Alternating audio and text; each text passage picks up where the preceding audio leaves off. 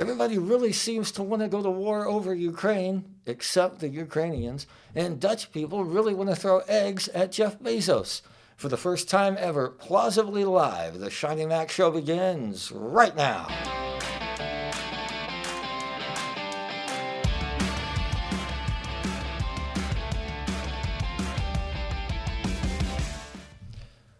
Hey, welcome to the program. My name is Seannie Mac. It's a pleasure to have you with us.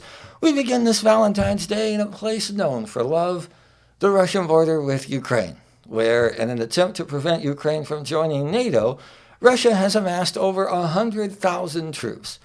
While tensions have been gradually escalating, diplomatic channels have remained open, although one very interested, if not directly affected party has offered a bit of a different take with incredible specificity. So U.S. intelligence believes, this is according to Politico, Russia is eyeing Wednesday, February 16th to start military action.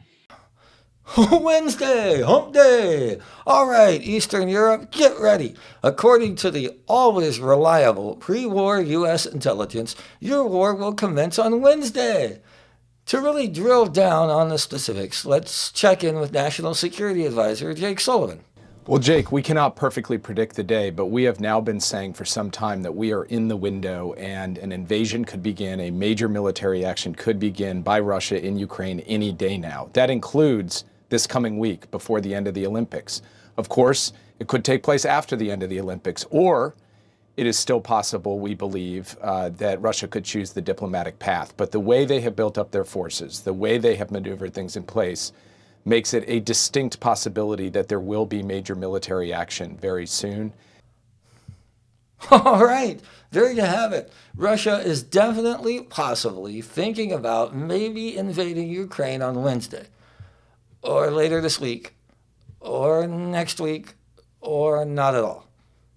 Now, let's not alarm the innocent Ukrainian civilians any more than necessary. But what might they be facing through no fault of their own as soon as Wednesday? Jake, if there is a military invasion of Ukraine by Russia, it's likely to begin with a significant barrage of missiles and bomb attacks.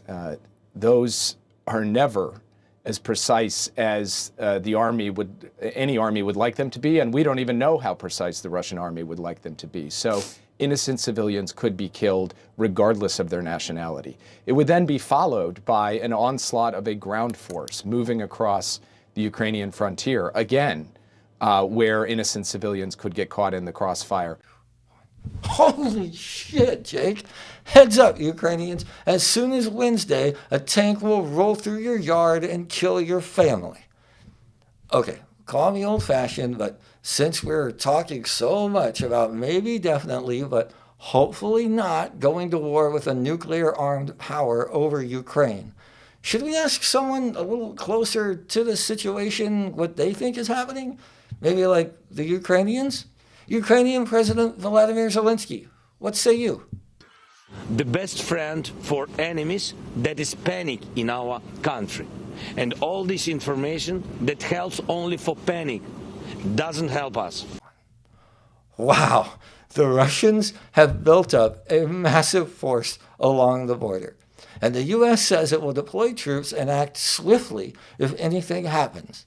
And the Ukrainian president says, do I need to be here for this? Because it really seems like y'all two have some shit to work out. Look, Vladimir Putin is an authoritarian thug, and he makes no bones about wanting to reclaim the glory of the Soviet Union. And I know it's been 6 months since we've been in a war, and the last one didn't end well, and we're really trying to get back out there and maybe dip our toe in, maybe find a nice rebound war.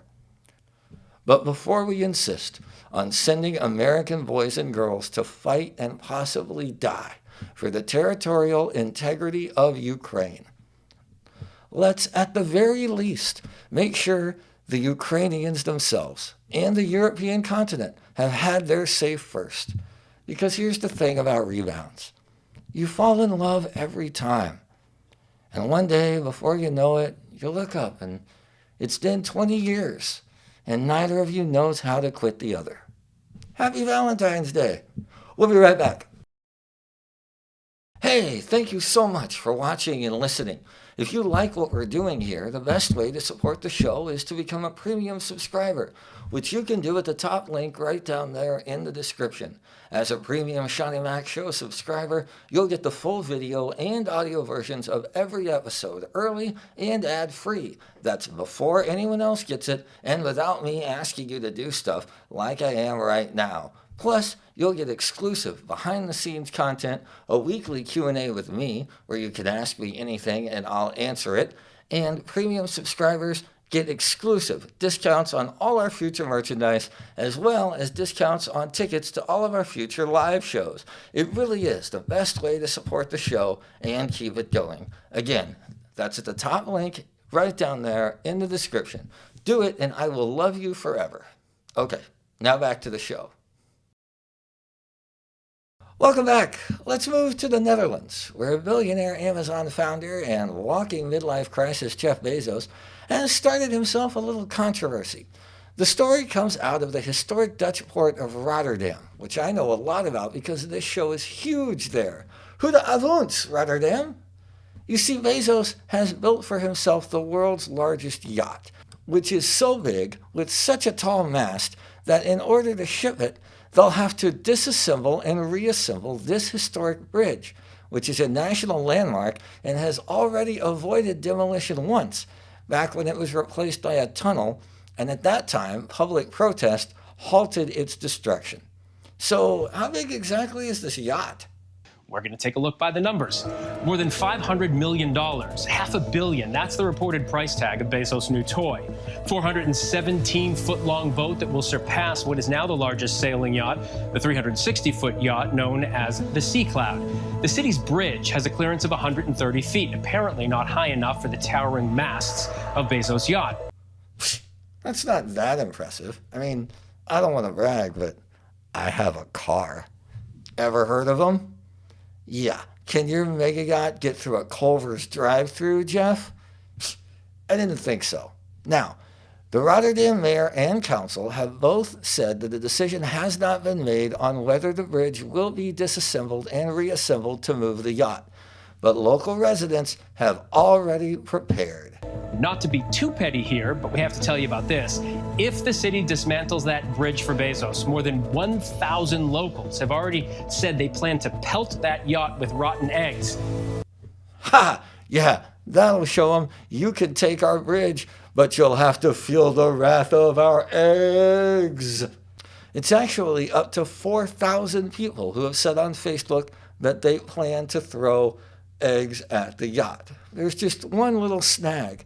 The river at that point is incredibly wide, and according to one analysis, in order to hit the hull of the yacht from the bank of the river, you'd have to throw the egg 238 feet, which is a really long way. That's almost as far as Pete Davidson better stay away from Kanye.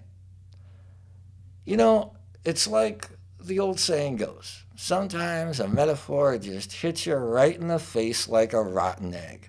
The world's second richest man can build the world's largest yacht and possibly disassemble your historic landmark. But don't worry, folks, you get to throw eggs in the river. We'll be right back. Thank you so much for supporting the show. If you're watching on YouTube, go ahead and hit that subscribe button. Be sure you hit the bell so you'll get notified as soon as our show drops, and you'll never miss any of our videos. You can also follow and download the show on all the major podcast apps. Please don't forget to rate and review us, and if you like what we're doing here, just tell your family and friends about us. You can tell your grandparents it's like a really short Johnny Carson, just without Ed in the band, and Johnny. Or tell your kids it's like a really long TikTok. Okay, back to the show. Hey, that's our show. Thank you so much for joining us. The support has been felt all weekend long. I can never thank you enough for that. We're back again tomorrow night at 9 with an all-new episode on YouTube and wherever you get your podcasts. We'll see you then. Good night.